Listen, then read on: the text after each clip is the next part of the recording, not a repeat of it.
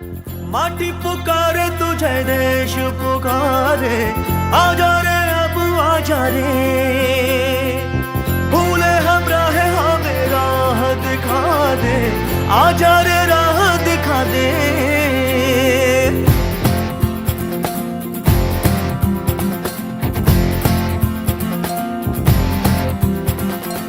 ऐनक पहने लाठी पकड़े चलते थे वो शान से, जालिम कांपे थर थर थर थर सुनकर उनका नाम रे। हो कद था उनका छोटा सा और सरपट उनकी चाल रे, दुबले से पतले से थे वो चलते सीना तान के। वंदे में था दम, वंदे मातरम, वंदे में था दम, वंदे मातरम, वंदे में था दम, वंदे मातरम, वंदे में था दम। रघुपति राघव राजा राम, पतित पावन सीताराम। गांधी जी ने पूरे विश्व को ये सत्य और अहिंसा के शक्ति का प्रमाण दिया और पूरे विश्व गांधी जी का सम्मान करते हैं। मैंने कई लोगों से सुना है कि विदेशों में जाते हैं तो विदेशी लोग दो लोगों का नाम याद करते हैं, एक ये चश्मा पहनने वाले और अर्ध नग्न गांधी जी को, दूसरा है मदर तेरेसा को। सत्य, अहिंसा और शांति की वर्तमान जीवन में प्रासंगिकता। सत्य अहिंसा के अलावा महात्मा गांधी कहते हैं अपनी आत्मकथा में, सत्य अहिंसा और शांति के अलावा मेरी कोई नीति नहीं है, और इस देश और धर्म के उद्धार के लिए भी मैं सत्य अहिंसा का बलिदान नहीं करूंगा। धर्म क्या है? धर्म के बारे में हम लोगों को पढ़ाया गया, परे सरस धर्म नहीं भाई, पर पीड़ा सब नहीं है। दूसरे के हिस्से बड़ा धर्म नहीं है, दूसरे की पीड़ा से बड़ी पीड़ा नहीं। महात्मा गांधी जी ने ऐसे विराट व्यक्ति, महात्मा गांधी की बात को क्यों पूरा देश सुनता था, और आज नेताओं को भीड़ जुटाने के लिए पैसे क्यों खर्च करना पड़ रहा है? क्यों उनकी बात को कोई सुनने तैयार नहीं है? क्यों सुनने तैयार? सुनने इसलिए तैयार नहीं है कि आपने अपनी कथनी और करनी में फर्क कर दिया। महात्मा गांधी ने अगर कहा कि हमें स्वच्छता रखना चाहिए, तो महात्मा गांधी ने खुद झाड़ू उठाया और गंदी बस्तियों में जाके उन्होंने साफ सफाई की। की बात है ये, सोशल मीडिया समाज में शांति के साथ क्या करता है? एक समाज को बांटने वाला सोच को बढ़ावा देता है। कई उदाहरण हमारे सामने हैं, मणिपुर का करते हैं, देखते हैं। ये सब सोशल मीडिया का प्रभाव एक तरीके से या दूसरे तरीके से इसमें भी।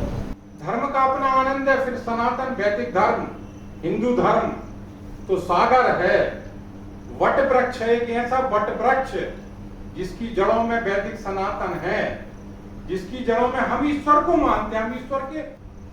जैन दर्शन में 5 पाप बताए हैं: हिंसा, झूठ, चोरी, कुशील और परिग्रह, जिसमें हिंसा पर विशेष ध्यान दिया गया है। कहते हैं अहिंसा परमो धर्म। जैन धर्म का एक मुख्य सूत्र है अहिंसा परमो धर्म, जियो और जीने दो। शरद विप्लवे चरितम चरितम, बहुजन हिताय, बहुजन सुखाय, बहुजन उत्थाय, बहुजनों आत्म उत्थाय। इसका पाली में है, चूंकि मैं ये बताऊं कि भगवान बुद्ध की पहली वाणी ये थी कि हे भिक्षु तुम जाओ। कि अगर एक दीपक भी अगर ढंग से जल जाए तो रोशनी की कमी नहीं है, लेकिन जलना चाहिए ढंग से। बात इतनी सी है।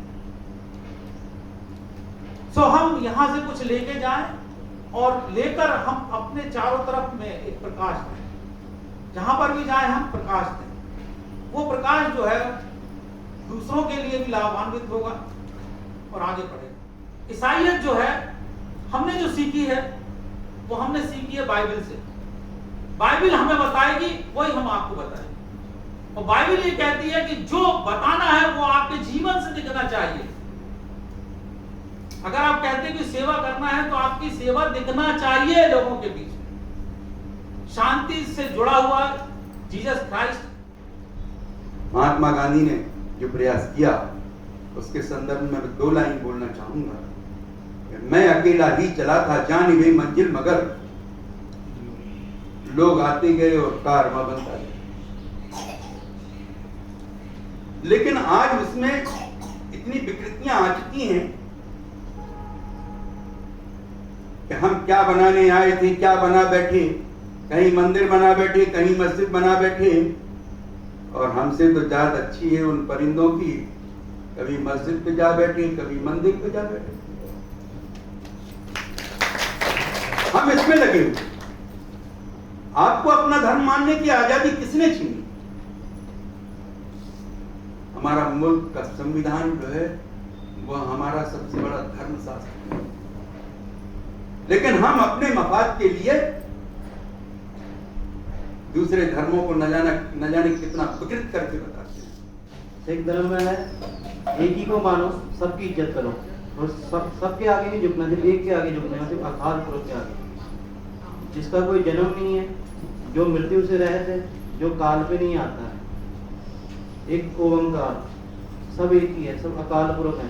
जो है जो जिसने पूरी सृष्टि बनाई है, जिसने खांड ब्रह्मांड बनाए, वो एक ही है और वो बना के उसमें ही समा गया है। वैष्णव जन तो तेने कहिए जे पीर पराई जाने, वैष्णव जन तो तेने कहिए जे पीर पराई जाने, पर तुमसे उपकार करे तो मन अभिमान तो हर एक धर्म का बस मुझे ये समझ में आया कि धर्म एक ही है और धर्म एक ही बात बताता है कि सत्य और अहिंसा के मार्ग पर चलना चाहिए। सबसे ज्यादा मैं आप सभी का हृदय से धन्यवाद प्रेषित करती हूँ कि आप सब यहाँ पर एकत्रित हुए और अपने अपने विचारों से हम सभी को अनुग्रहित किया। कार्यक्रम के अंत में मैं सबसे ज्यादा आभार प्रदर्शित करना चाहूंगी फादर एंटो का, जिन्होंने ये सब कुछ करने के लिए हमें एक मौका दिया।